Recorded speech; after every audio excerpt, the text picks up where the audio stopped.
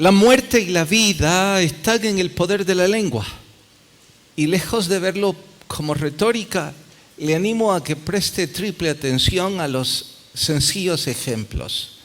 Fue por medio del habla que nuestro Señor Jesucristo trajo salvación y vida eterna a un mundo que perecía sin Dios y sin esperanza.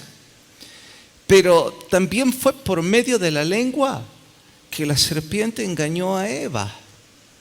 Y tiempo después fue por medio del habla que Adolfo Hitler convenció a miles a desarrollar un odio infernal en contra de los judíos y propinándole al mundo un horrendo holocausto. Dicho sea de paso, si alguna vez usted pensó que Adolfo Hitler fue una mente portentosa y un hombre muy educado en las mejores universidades de Alemania, ¿cuán lejos está de la verdad? Era casi un vagabundo, pero sí muy diestro con su lengua. De igual forma, un hombre es capaz de conquistar a esa hermosa mujer derritiéndola con sus palabras.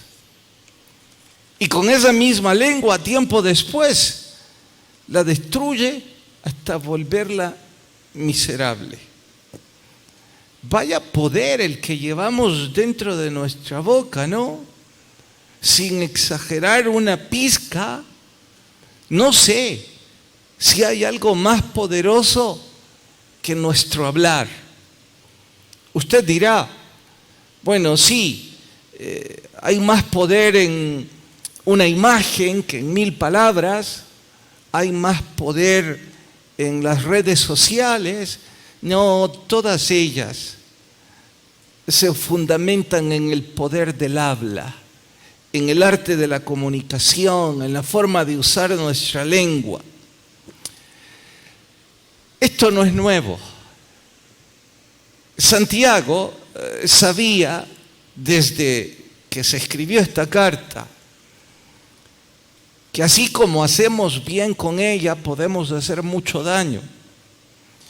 Y es por eso que él usó 6 figuras para explicar este tema. El freno, el timón, el fuego, un animal venenoso, una fuente y finalmente una higuera. Esperando, claro está, que con todas esas ilustraciones quienes leían la carta aprendieran la lección y aprendieran a controlar su lengua. Debido a que quizá y solo quizá en medio nuestro hay algunos que no hemos aprendido a controlar lo que hablamos, y me pongo en primer lugar en nefasta fila, creo que deberíamos estar muy animados en el sermón de hoy titulado Ventajas de cerrar la boca. Vayan en sus Biblias hasta Santiago capítulo 3. Ventajas de cerrar la boca. Carta de Santiago capítulo 3. ¿Me escuchan bien en todas partes? ¿Sí, amén? Bueno. Pues solo los monitores, corregilos, no cambiaste ese y está direccionado no sé para dónde. Capítulo 3, carta de Santiago, vamos al versículo 2. ¿Listos todos? Porque todos ofendemos muchas veces. Si alguno no ofende en palabra, este es varón perfecto, capaz también de refrenar todo el cuerpo. He aquí, nosotros ponemos freno en la boca de los caballos para que nos obedezcan, y dirigimos así todo su cuerpo. Mirad también las naves, aunque tan grandes y llevadas de impetuosos vientos, son gobernados con un muy pequeño timón por donde el que las gobierna quiere. Así también la lengua es un miembro pequeño, pero se jacta de grandes cosas. He aquí cuán grande bosque enciende un pequeño fuego. La lengua es un fuego, un mundo de maldad. La lengua está puesta entre nuestros miembros y contamina todo el cuerpo, inflama la rueda de la creación y ella misma es inflamada por el infierno. Porque toda naturaleza de bestias y de aves y de serpientes y de seres del mar se doma y ha sido domada por la naturaleza humana, pero ningún hombre puede domar la lengua, que es un mal que no puede ser refrenado, llena de veneno mortal. Con ella bendecimos al Dios y Padre, y con ella maldecimos a los hombres que están hechos a la semejanza de Dios. De una misma boca proceden bendición y maldad. Hermanos míos, esto no debe ser así. ¿Acaso alguna fuente hecha por una misma abertura, agua dulce y amarga? Hermanos míos, ¿puede acaso la higuera producir aceitunas o la vid higos? Así también ninguna fuente puede dar agua salada y dulce. Hasta ahí leemos y oramos. Te rogamos, Señor, que tu gracia nos hable y que podamos crecer a través del estudio de tu palabra. Gracias por ser bueno con nosotros. En Cristo Jesús. Amén. Wiersbe sugiere que deberíamos dividir esas 6 figuras retóricas en 3 partes, o mejor digo, clasificarlas en 3 partes. ¿Cómo? Él sugiere que podemos decir que hay poder para dirigir, poder para destruir y finalmente poder para deleitar. Y todo eso lo podemos hacer con la lengua. Es decir, usted y yo llevamos dentro de nuestra boca una herramienta lo suficientemente poderosa para conseguir todo esto. Está intentando que descubramos que no es retórica, que no es romanticismo, es practicidad. Y yo puse ejemplos al principio para que no lo pasemos de largo.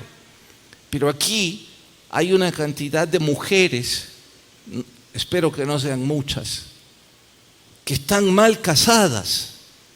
Cuando digo mal casadas es que están sufriendo, pero fueron conquistadas por la manera de hablar de un hombre.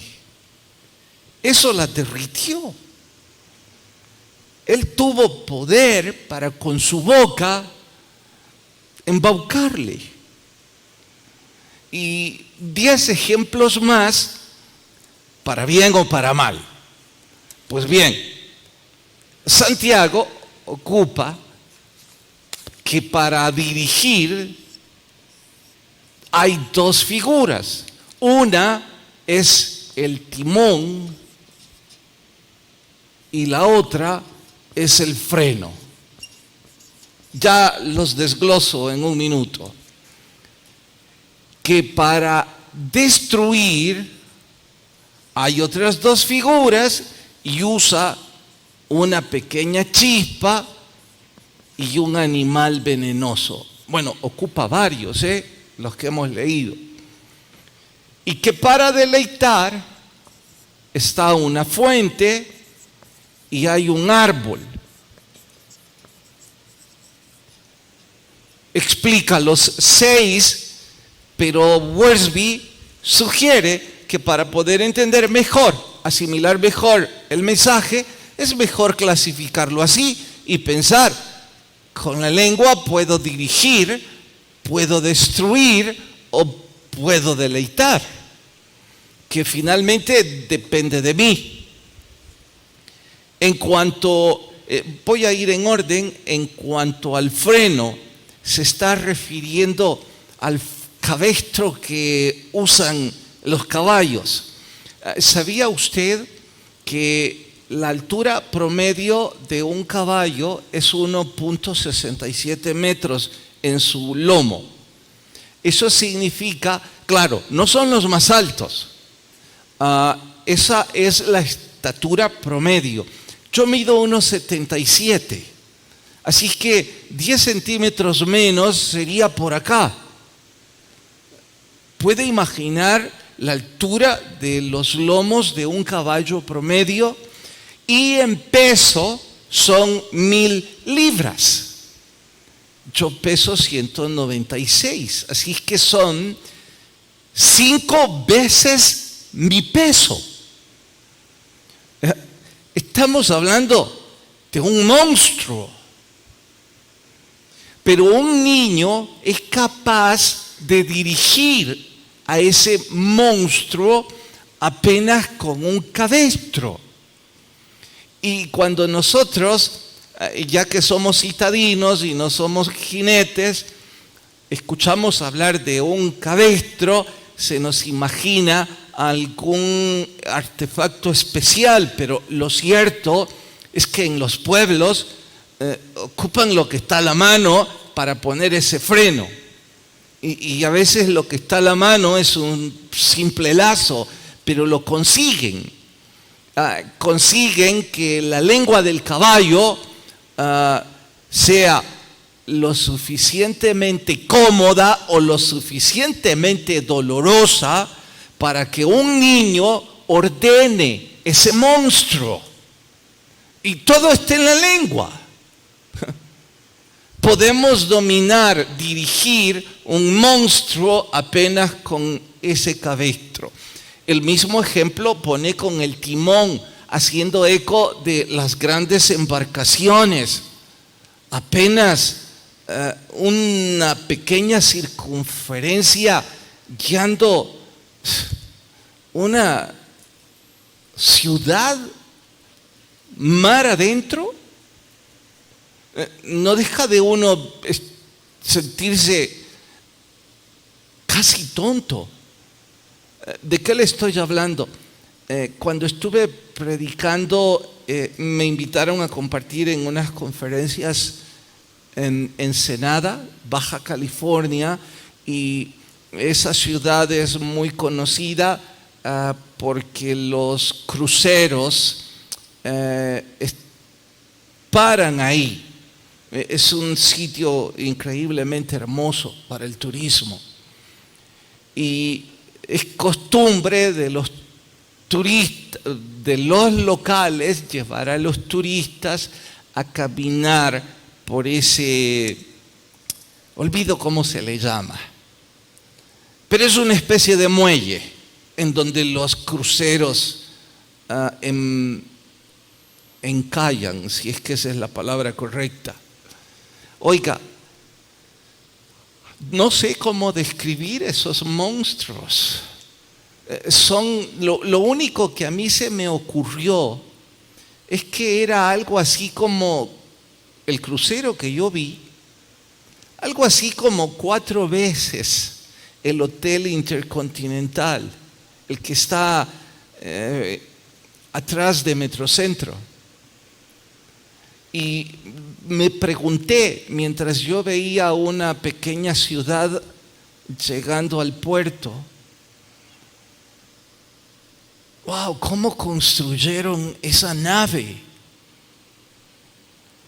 Pero, independientemente de eso, esa nave es dirigida por un pequeño timón.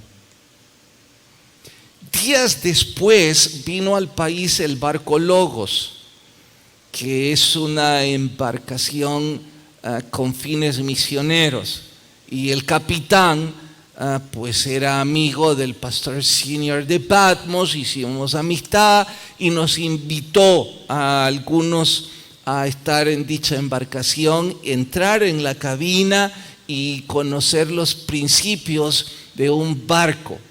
No era tan impresionante como un crucero, pero era enorme. Todo se conducía con un pequeño timón. Dice Santiago que así es la lengua. Y si alguien cree que exagera, pregúntese cómo dirigen los hombres un país. Los estadistas, cómo guían a un país. No se sorprenda de presidentes que en la historia han sido como Adolfo Hitler, educados como vagabundos, es decir, sin mayor calificación académica, pero con mucha destreza en su retórica. Y ellos dirigen multitudes. Claro, entre menos preparados están, más desastres hacen. Eso en cuanto al poder para dirigir. Luego ocupa el poder para destruir. Hace eco a que una pequeña chispa enciende un grande fuego. En California, cerca de Murrieta, camino a Murrieta. Murrieta era, hasta hace unos años, el centro de conferencias más grande de Calvary Chapel. Entonces, desde la ciudad o desde el aeropuerto uno tenía que viajar en carro hasta el centro de conferencias. Y cruza las montañas, cruza San Bernardino, cruza qué sé yo cuál otra. Y una de esas veces acababa de pasar uno de los incendios tan afamados en el verano seco de ese estado.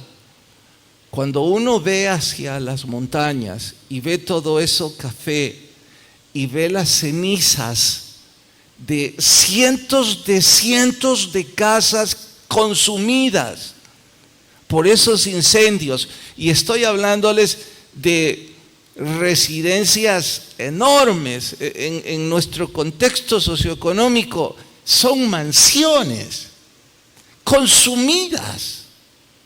Uno no puede menos que erizarse y pensar, increíble. Y sabe, mi tonta pregunta, ¿y cómo empezó tan grande catástrofe?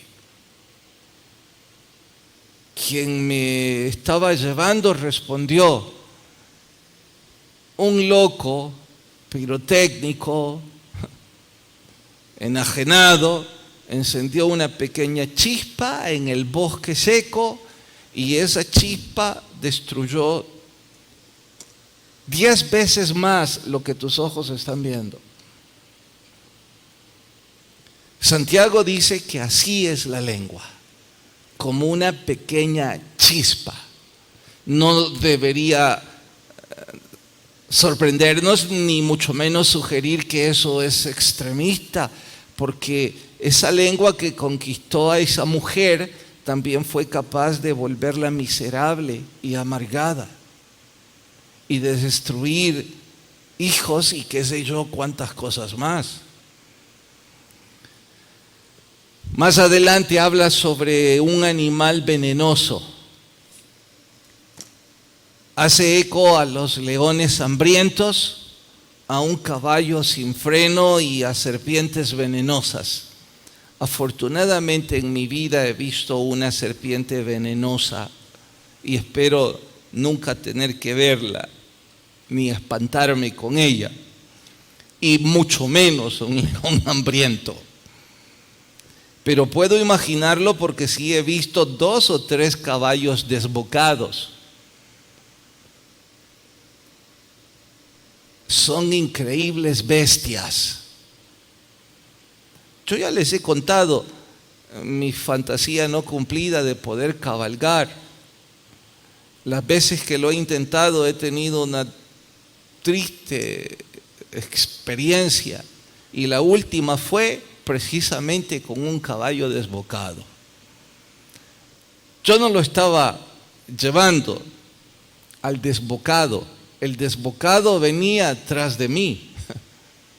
Otro jinete, yo ni jinete era, no sé ni cómo me subieron en ese caballo. Pero el mío era obediente, iba tranquilo, cabalgando. Yo casi decía, le voy a pegar para ver qué se siente cuando corre, pero me daba miedo. Y a los minutos se pone a la par mía una bestia salvaje a morder a mi caballo. Imaginen, morderlo. Y como no le bastó, se le adelantó y empezó a darle patadas. Y las patadas casi daban en mis pies. Entonces mi caballo se volvió loco y los dos parecían bestias, que cómo me salvé de milagro. No importa, cuando me bajé de ese caballo, porque casi me tiro, me dijo el que cuidaba los caballos, porque yo estaba espantado, casi prometí no volverme a subir en uno. Y me dijo, pastor, disculpe, a usted le buscamos el más mansito porque usted nunca se había subido en un caballo. Pues sí, eso me dijeron. Pero es que fíjese que el otro caballo es el novio de la hembra del caballo suyo. Y tienen un problema romántico y el otro está desbocado. No hay forma de pararlo. Yo pensé, ya bastantes de esos líos hay por allá donde yo predico, vengo aquí con los caballos igual. Pero les puedo asegurar, da pánico, ver a esas dos bestias peleando, a un caballo desbocado. Dice que ese es el poder que nuestra lengua tiene. Con nuestros chismes, nuestros comentarios, nuestro sarcasmo y nuestra ironía, podemos ser un animal desbocado. En contraste, al final se refiere al poder para deleitar. Una fuente que da agua viva, agua fresca, y me imagino todos alguna vez hemos bebido de un nacimiento de agua fresca. Es agua casi helada, tan fresca. Nuestra lengua también tiene el poder de hacer eso. Y en cuanto al árbol, dar frutos. Bien, entendido todo eso, que es figura retórica, nos da otro desafío y dice, pero no podemos domar la lengua. Y por más que yo esté hablando de forma retórica y tratando de expresar y llevarle a usted y a mí a la imaginación de cuánto poder tiene nuestra boca, usted va a decir, ya lo sabía. Y aún así, con frecuencia hablo más de lo que debo. Porque yo no sé ustedes, este es un tema que a mí me interesa y lo necesito sobremanera, porque por ser predicador de vez en cuando me bajo del púlpito y sigo hablando, y esa es la torpeza más grande, porque el guardar silencio tiene mayor poder que abrir la boca.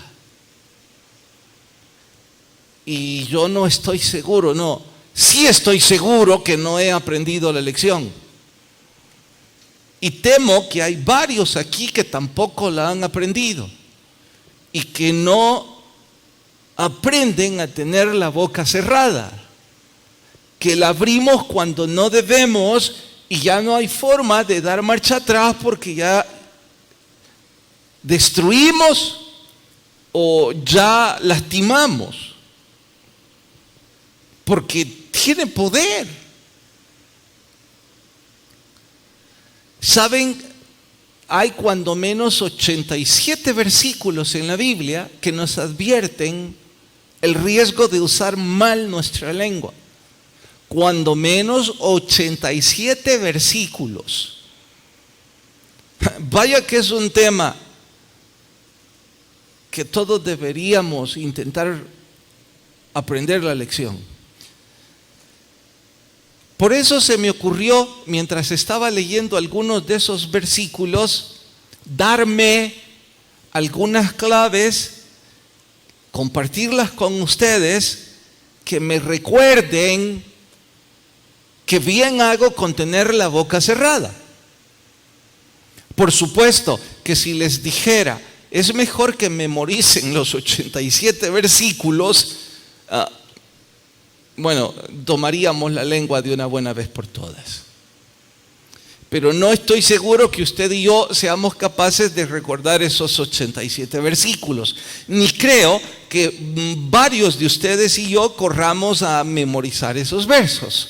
Así que se me ocurrió sintetizar algunos de ellos con algunos consejos de nuestra vida diaria que sí podemos recordar.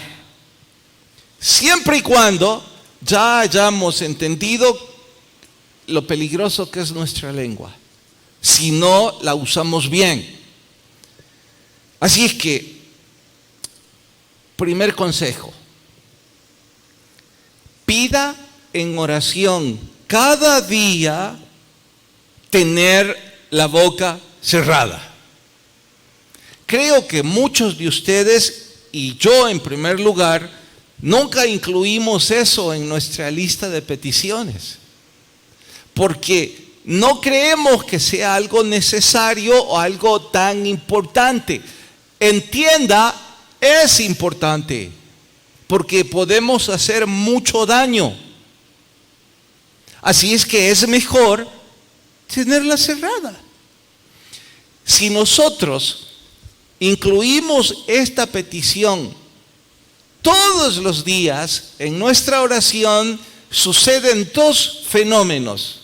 Uno, el milagro.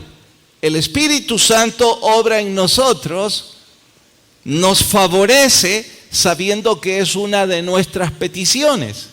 Pero hay una segunda connotación. ¿Cuál? Todos los días recordamos que no deberíamos abrir mucho la boca. Porque fue mi petición en la mañana. Señor, ayúdame a cerrar mi boca. Sé que hay una cantidad de ustedes y yo que ahora mismo, si les digo, traigan a su mente escenas del pasado en donde quisiéramos que la tierra nos tragara por tener la boca tan grande, diríamos, sí es cierto. Bueno, ahora el primer consejo es, todos los días esto estará en nuestra lista de oración como una petición. Señor, ayúdame a tener mi boca cerrada. Segundo, propongámonos nunca hablar cuando estemos enojados. ¿Cómo ruego a partir de hoy en oración que cada vez que mi temperamento se exaspere, recuerde que oré en la mañana que yo no me puedo enojar, sí me voy a enojar. Eso es parte de mi naturaleza. Hay circunstancias que nos ponen coraje. Y quizá, y solo quizá, hay circunstancias en donde tenemos razón en enojarnos. Eso no lo estoy discutiendo. Lo que se está aconsejando es que cuando estamos enojados, es tiempo de cerrar la boca. ¿Por qué? Porque regularmente decimos puras cosas de las que nos vamos a arrepentir. No se imaginan cómo sufro con esto, porque en el momento de exasperación digo cosas a personas a las que quiero mucho a las que en mi sano juicio jamás quisiera lastimar, jamás quisiera ser grosero, sobre todo por el hecho de que soy pastor y no quiero ser para ellos un tropiezo. Quisiera que cuando ellos se sientan aquí en estas sillas, quieran abrir su mente para que la palabra de Dios edifique sus vidas. Pero ¿cómo si dije alguna grosería durante el día, producto de mi enojo? Sí tuve razón en enojarme, sí tuve razón en que hay que hacer o decir algo, pero jamás tuve razón en decir una insensatez. El colmo. A veces me siento tan mal que yo termino pidiendo disculpas por la manera en la que dije lo que tuve que decir. O sea que hicieron mal y les tengo que consolar porque hicieron mal, por culpa de abrir la boca cuando estoy enojado. Pues sí, pastor, pero es que en ese momento uno no logra controlarse. Algunos estarán diciendo, me identifico con usted y por eso grito y por eso aquí. Bueno, pero ahora tenemos una ventaja, usted y yo.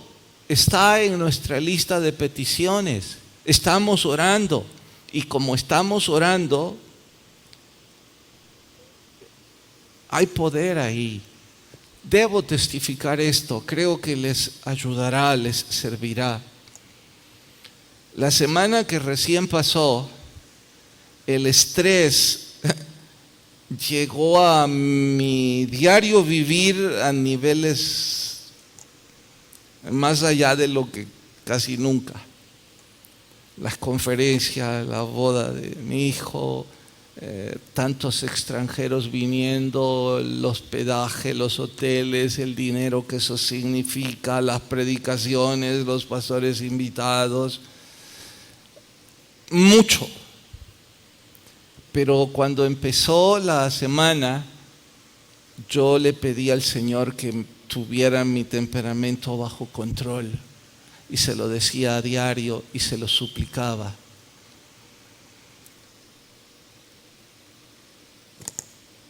No se lo comenté a nadie excepto a mi esposa. Mi mamá me dijo hoy, mira, te vi relajado en las conferencias. Y yo sonreí y le dije, es lo último que tenía en la cabeza, relajamiento. Pero no parecías estresado. Bueno, tuvo que haber sido un favor de Dios conmigo. Porque no está en mi ser.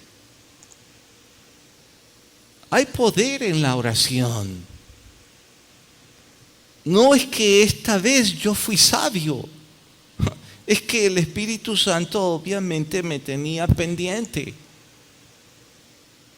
Ya habrá tiempo después para hablar o decir, pero no cuando estás enojado y bajo ataque. Número 3. Creo que todos debemos empezar a usar una agenda espiritual. Lo digo muy en serio, esto lo decidí hoy porque me hace mucha falta.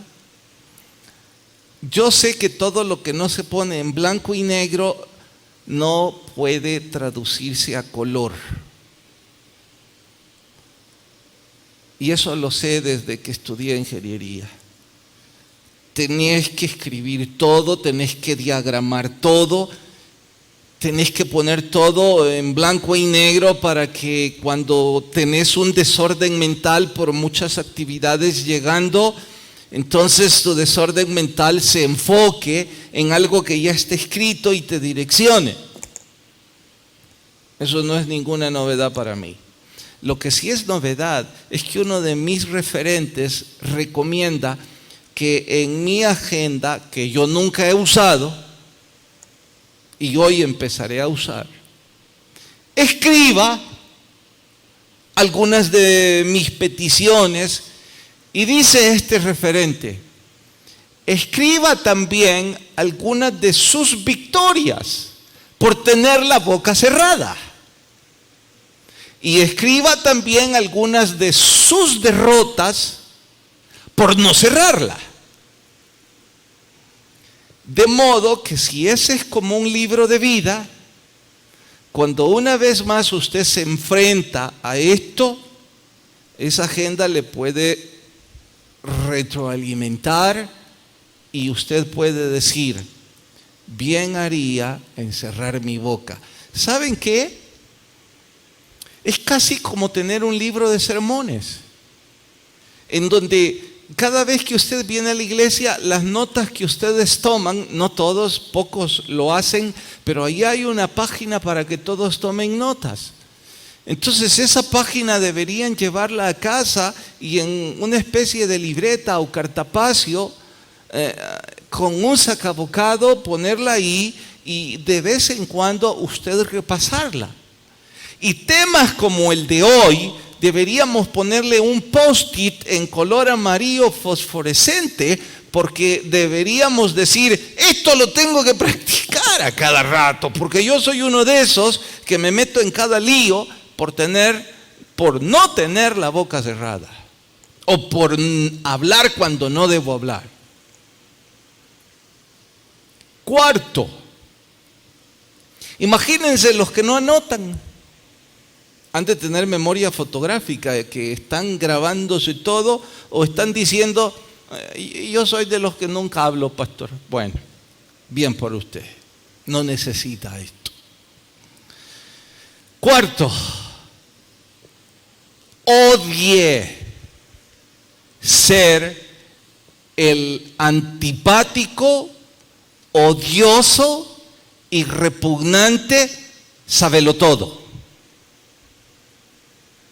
Deteste ser usted la antipática, repugnante, sabelotodo. ¿Quién es ese o esa? El que nunca para de hablar.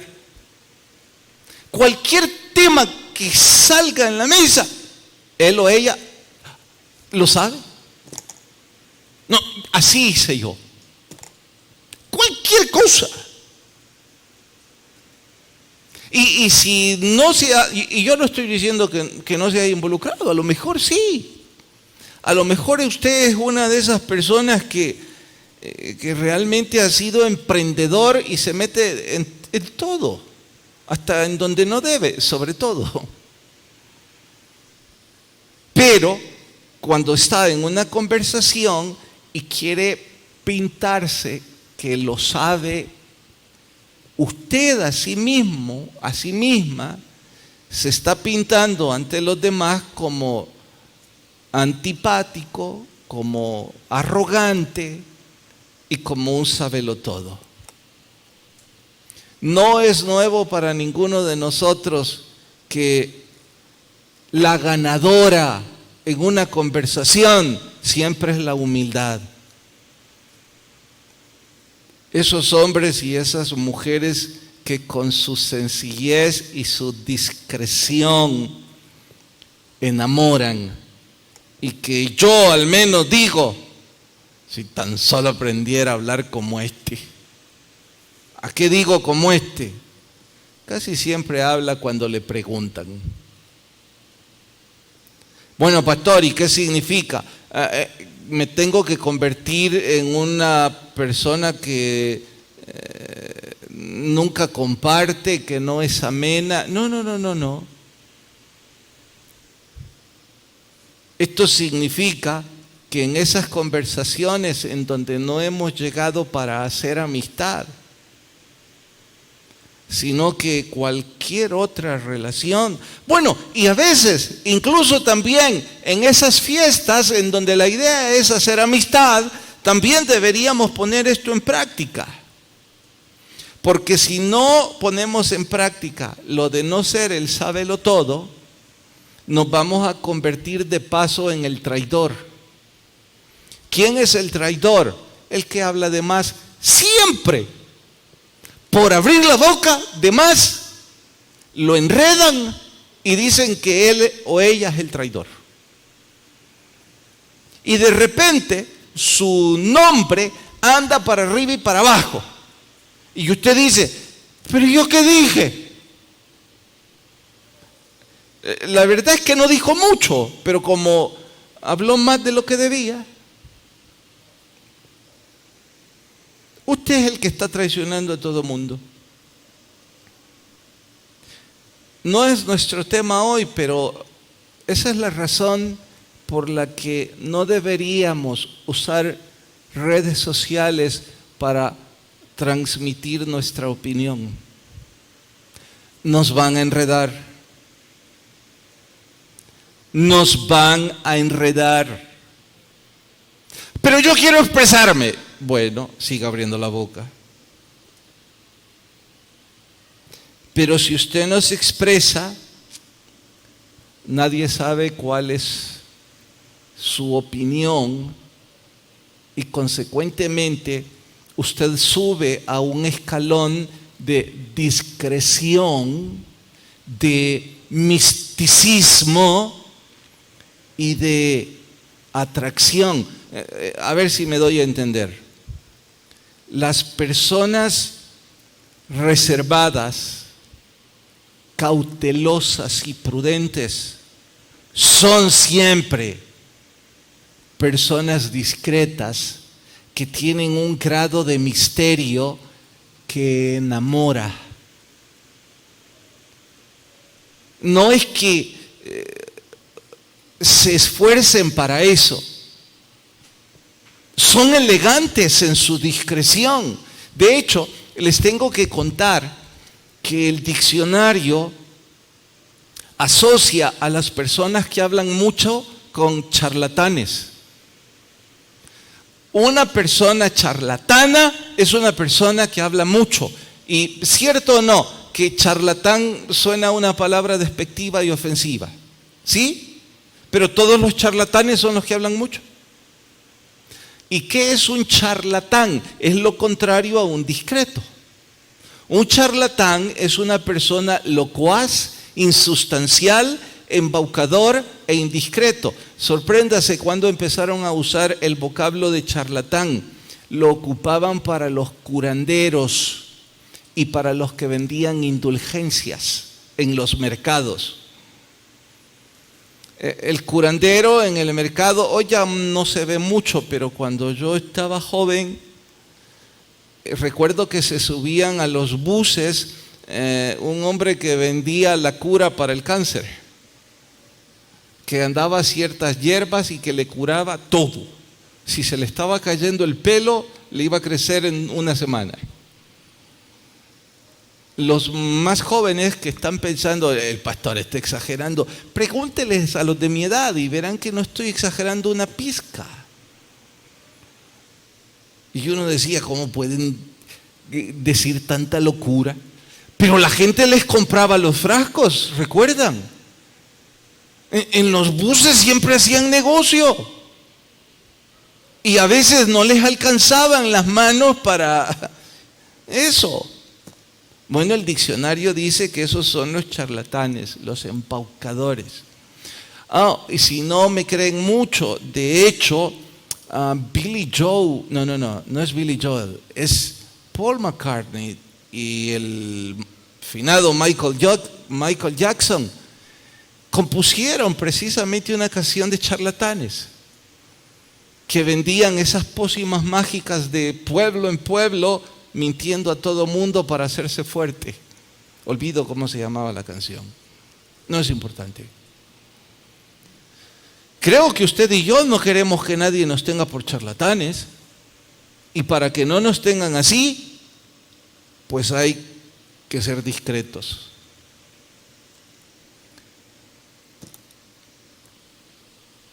Es mejor disfrutar la soledad como consejo extra, que no sé en qué número voy. 5. La soledad no es tan mala, ¿sabe? Hasta hoy descubrí, hay alguien cercano que siempre bromea conmigo y me dice, amigos a Cora. Porque en realidad según esta persona, yo me siento más cómodo en la soledad. Pero nunca pensé en esto ni nunca lo hice por comodidad lingüística, sino porque a lo mejor el desorden de mi mente o los problemas, y ahora descubro que eso de la soledad no es tan mala.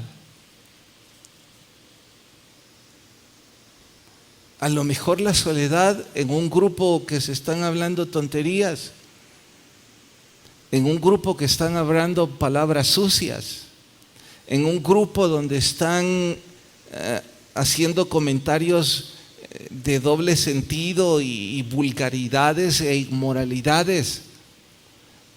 Ponerme a un lado no es ser huraño, es ser sabio. Y no porque yo me la lleve de ser santulón, que bien haría en buscar la santidad. Esta vez estoy diciéndolo por el hecho de que no me enreden, porque mi lengua fácilmente se enreda con esas cosas. Finalmente, hay una sola razón por la que usted y yo deberíamos dejar nuestra lengua sin freno. Una sola, nada más. Es cuando se trate de promover el Evangelio de nuestro Señor Jesucristo. Si vamos a hablar de nuestro Salvador, pues no le pongamos freno. Si vamos a compartir nuestra fe y si vamos a intentar llevar a otros a que vengan a los pies de Cristo, bien. Si por eso se nos juzga de sabelotodos o de imprudentes o de hablar más de la cuenta, pues quizá y solo quizá podemos hacer eco del versículo de bienaventurados cuando por su causa nos vituperen. Siempre y cuando usted tomó la decisión de abrir su boca para presentar el Evangelio de Cristo. Pero la gran mayor parte de nosotros, por favor, no se apeguen a eso, porque la gran mayor parte de nosotros, cada vez que el Señor nos pone, deberías hablarle del Señor a esta persona. Decimos, y si no quiere, lo mejor es ser prudente. Ahí sí quiere ser prudente. Pero cuando va a hablar de política, de fútbol, del clima, la imprudencia es nuestra corona. Si se trata de hablar de nuestro Señor, pues entonces hablemos, porque hablar de nosotros solo nos convierte en charlatanes. Vamos a orar.